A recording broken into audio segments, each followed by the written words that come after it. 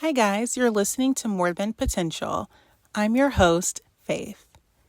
In this video, I want to talk about how you can earn 100K salary or more before you turn age 30.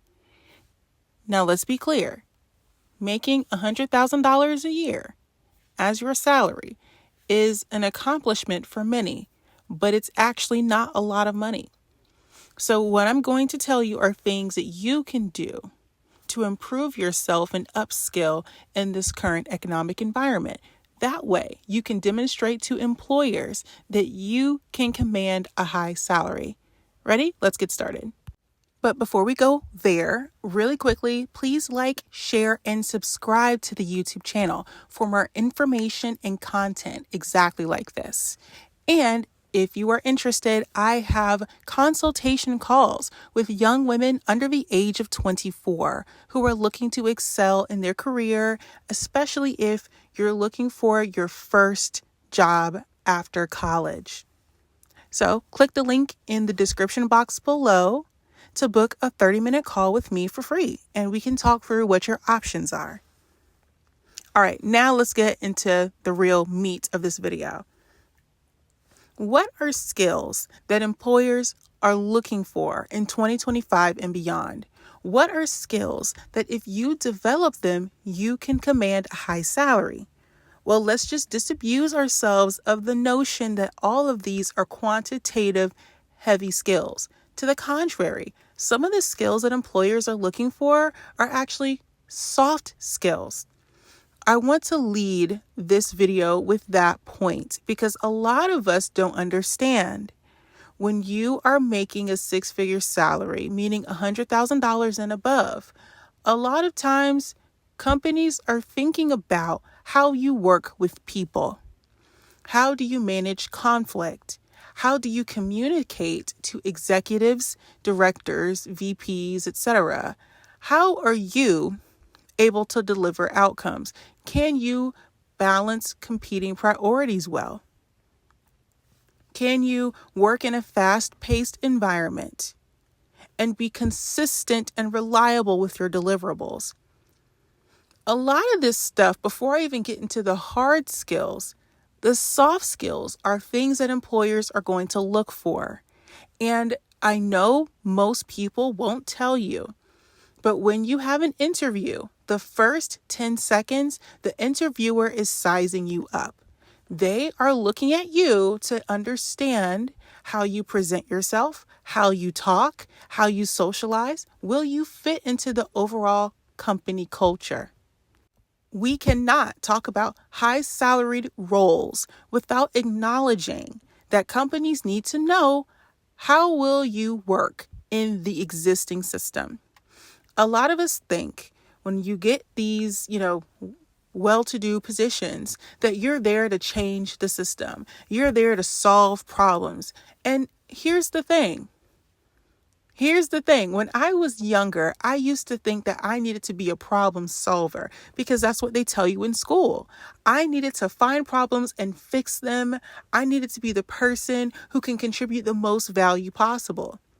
And don't get me wrong, there is validity to that. However, now that I actually make a high income salary, right? I understand now you need to have discretion. You need to have good judgment. You need to be able to read the room. Some problems are not meant to be solved, especially not by you. Some problems the organization is very aware of, and there's baggage attached to it. So people are working around the problem because they don't want to address it for a reason. You may not be made aware of what that reason is, but there is a reason. So knowing which problems are problems that you can solve is important. Some things are above your pay grade. Some things are within your means to fix. And some problems are within your pay grade and are within your means to fix, but they do nothing for visibility. If the company can't see you performing well, you're not visible on that project, it doesn't involve or impact other groups, then maybe it's not that strategic and you might be wasting your time there. Again, these are things to think about. These are skills you're going to have to understand and leverage. Some of this comes with experience. This isn't even about a certificate, right? This is about experience. Another skill that's a soft skill that people forget: contract negotiation, redlining terms. You don't have to be a lawyer to do this, but you do need to be able to read complex documents, extract meaning from what you just read, and decide what terms are favorable and what terms are not favorable. This is a skill that you can develop, but it does take time. So if you are listening to me so far and you're saying, Faith, that sounds great, but I don't know if I have those skills, then maybe you have not reached the point where you're able to command a 6-figure salary. And that's fine. But you do need to look at your current role and figure out, how can I upskill where I am? Instead of just jumping to another position, make sure you're maximizing all the opportunities available in your current role to make you look good. Because some of this is stuff that if you just asked your manager, hey, I want to work on this specific skill, your manager may like you enough to give you a project to work on that can help you develop that. So I just want to point that out. If you are looking to get a 6-figure job, you do need to have contract negotiation skills. You do need to know how to decide which problems to solve and how to go about it, right? How not to, rub people the wrong way. How to socially interact with people who are above you, executive stakeholders, how to manage them and manage their expectations. You need to know how to, look at competing deadlines and competing priorities and make the right decisions to optimize the company's resources, meaning time and money. These are all sorts of 6-figure skills that you need to develop before you can even think about making real money in corporate. So moving on, what are some hard skills that you should think about? I would say leadership. Well, leadership is a skill. I wouldn't say it's a hard skill, but there are some ways for you to get certifications in leadership. I, for one, think that it makes more sense to just lead teams and lead projects, and that speaks volumes. I think plenty of people don't need a leadership certificate to be a leader. I really do believe for leadership potential, you are groomed for those roles, and often you can read books and then pick up on certain things because of the people that you're around. But yeah, leadership skills, I did have that on the list. I wouldn't consider it a hard skill, but you can take leadership classes. So depending on how you view that. Data analysis. Okay, so data analysis is a 6-figure skill, but let me explain. This is not just let me go learn SQL and Python and learn R or learn SAS, depending on your role or your position, and do some data crunching. No, data analysis at a high level is not just data cleaning and data management. It's taking the data that you're looking at and creating a compelling story, deciding how to communicate that story to executive stakeholders in a visual format. You would be shocked the amount of people that cannot do this. It's actually surprising. I am somebody, I'm 28 years old, and I have actually worked with 40-year-olds who didn't understand this. They thought they could just put a bunch of charts in front of a leader, a VP, a C-suite person, and be like, yeah, this is it. No. Data analysis is not just looking at the data. It's extracting insights and using the data and the charts and the way that you visually communicate this information, telling a story that's believable, that makes sense. And knowing how to use numbers to do that is really, really hard. I took classes in undergrad to do this, and I am so grateful that I did, y'all. I still keep in touch with my statistics professors to this day because they taught me and drilled it in my brain how to label a chart, what types of charts to use, what units, in what way, how to create a PowerPoint presentation to talk somebody who is a leader through the data and explain to them what they're looking at. And then at the end, give them insights, meaning give them information to make a decision on. You can even provide recommendations. But this is something that you need to know how to do this. Data analysis is not just programming, guys. It's much deeper than that. Because you don't want to be the data monkey in the back doing all the hard work, but then the suits come out in the front and then actually give the presentation and get the credit and actually get FaceTime with decision makers and leaders. The data monkeys don't get the FaceTime. Just want to point that out. Another important skill, digital marketing and sales.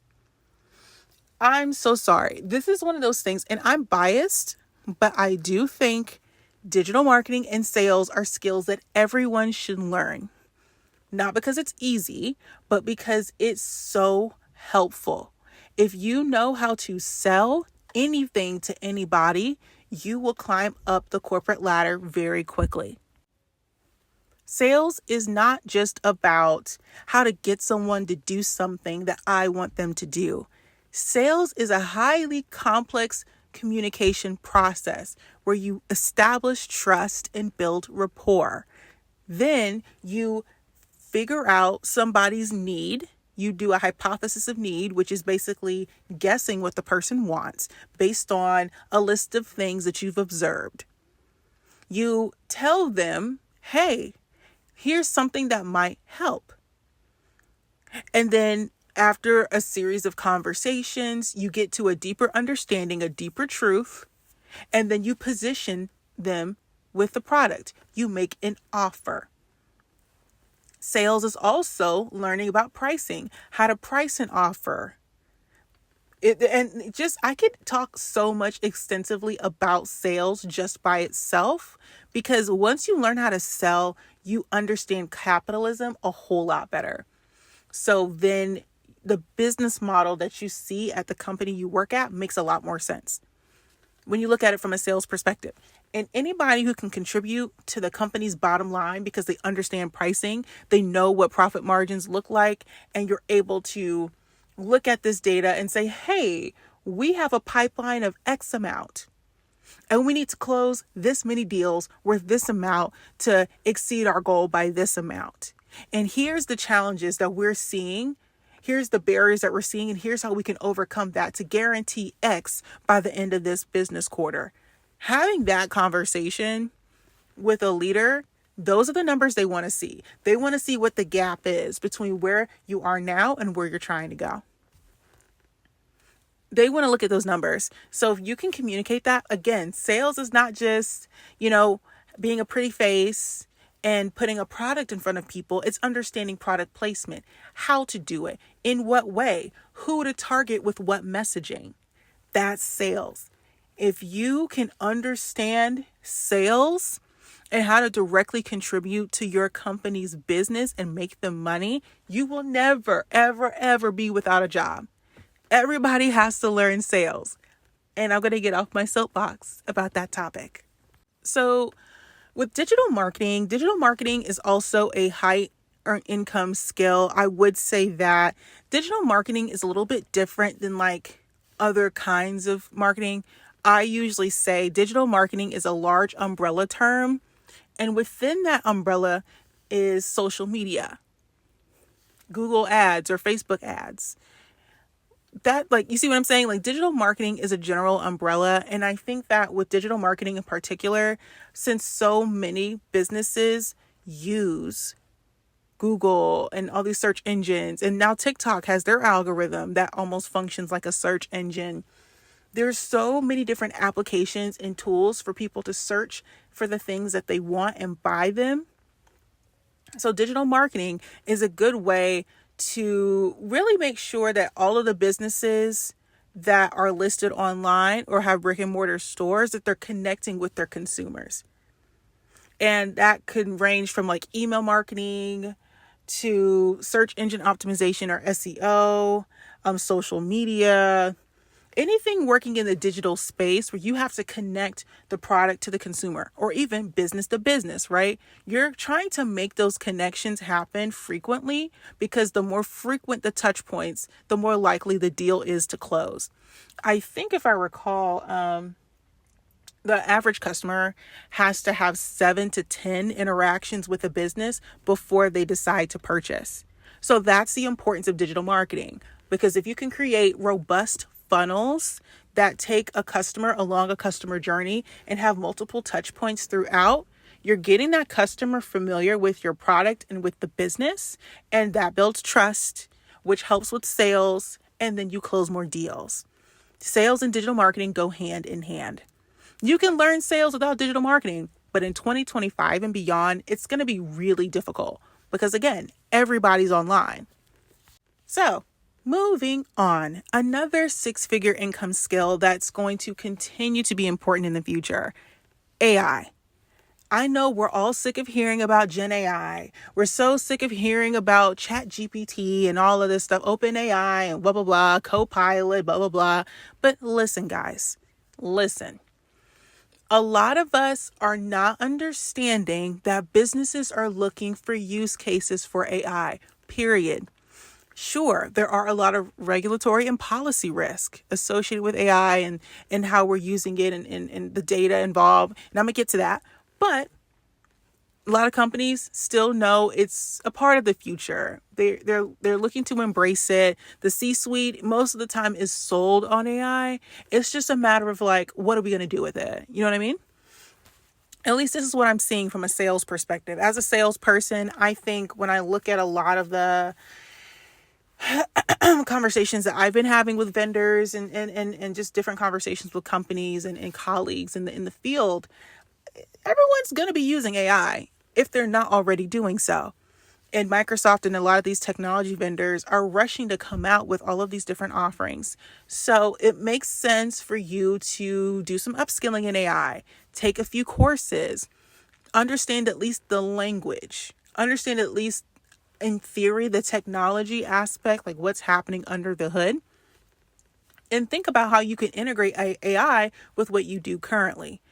For example, as somebody who is in sales and marketing, I am very curious about AI-based tools that help me sell better.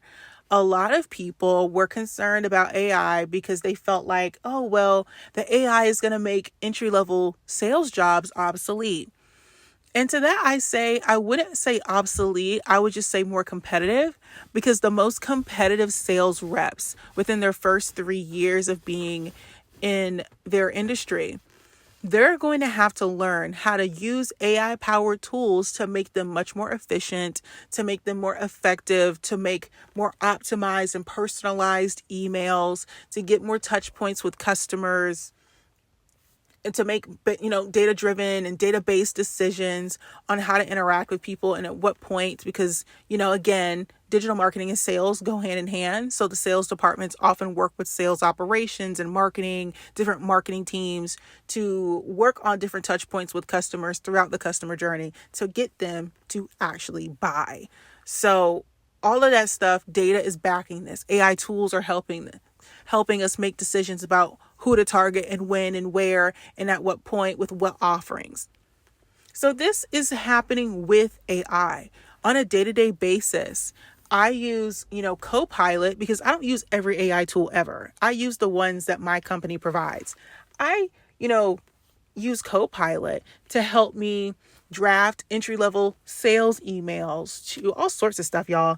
I'll pull, an Excel sheet or Excel workbook of all these different contacts and leads, and I'll get AI to extrapolate meaning from that, and it'll spit out some insights. It'll spit out some personalized recommendations for how I should use the data.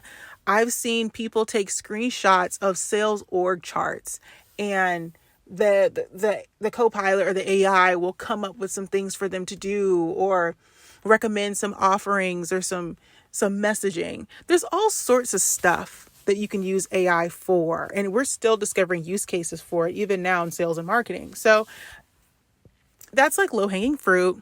There's way more depth I can go into on that topic. But yeah, the point is figure out how to leverage AI in your every day-to-day work as long as it's approved by your company. Don't use AI tools that are not approved by your company. You're going to get in trouble. You're going to get in trouble. So moving on. Okay, and I have a few more thoughts and then I'm done, guys, because this video is getting kind of long. I wanted to also bring up collaboration.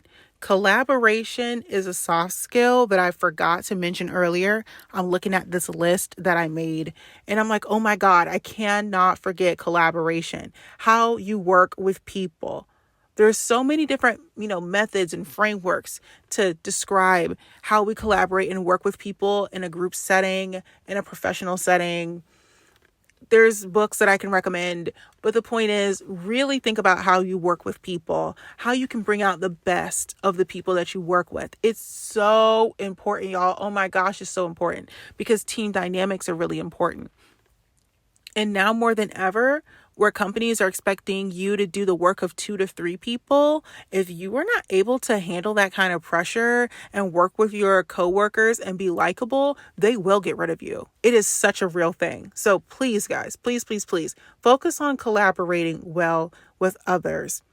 And I think there's even some frameworks that I've seen where companies are saying that they believe that you can coach not just people who are under you in terms of hierarchy, but you can also coach your peers.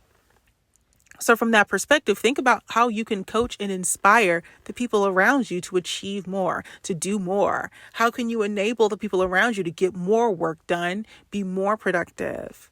These are just things that I would like for y'all to consider. The list that I made originally included climate, but I realized that with the way that the United States is, their policy decisions right now are not really supportive of a climate agenda. So I'm not going to talk about anything ESG related or anything climate related because clearly that might be outdated now. At the time of making this video, a lot has happened in the past month. So I'm like, oh my gosh, like my notes for this episode are outdated, are really outdated in the span of a month. So we're not going to talk about climate, guys. We're not going to talk about ESG anything. I think we've moved past it.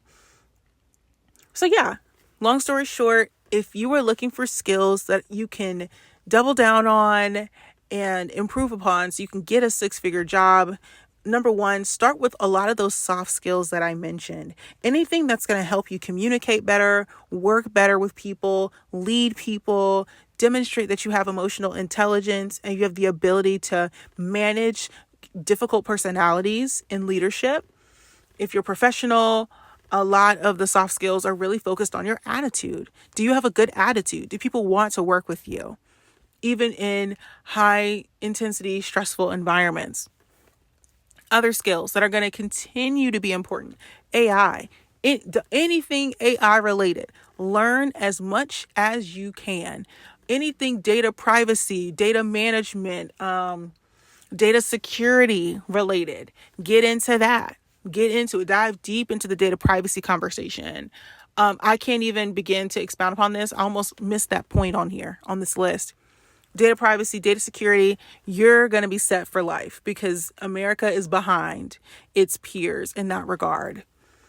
Like I mentioned before, data analysis, how to visually display the data, extract meaningful insights from it, and think critically about what you're consuming regarding data. What else on this list that I forgot to cover? So yeah, I think that's pretty much it. That's the long and short of it.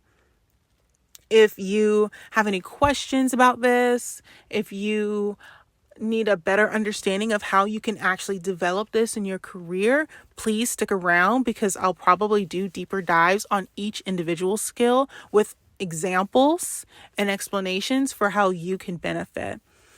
But anywho, Like I said before, if you need more personalized help and a specific action plan that makes sense for you and your situation, click the link in the description box. I do consultation calls for 60 minutes with my clients, and I would love to book a call with you for free, and we can talk through some of the things that you're going through and some of the challenges you're experiencing in your career journey. I hope you guys have a great rest of your day, and I'll talk to you soon. Bye-bye.